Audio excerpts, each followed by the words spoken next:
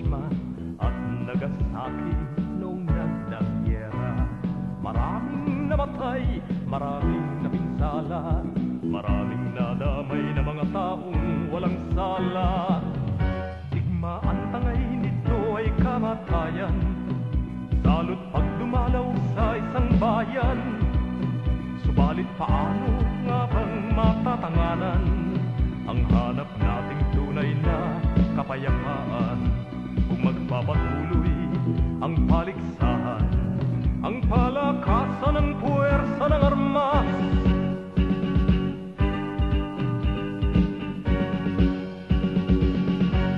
Ngayon di na panahon ng espada, panangga ng tabak, sibat at mga pana.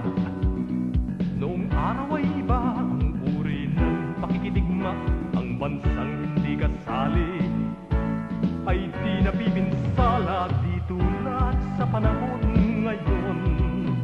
Pag sumiklab ang digmang nuklear, bawat bansa ay madaramay, maging ang walang malay, mag-isip hanggat may panahon. Ang perang ginagasta sa armas at amunisyon, ibili na lang ng pagkain para sa nagugutom.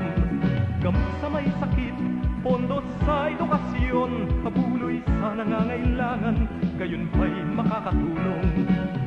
Narito dinggin ang awitin, hatid nito ay liwanag na siyang tatanglaw sa minsang nagdilim.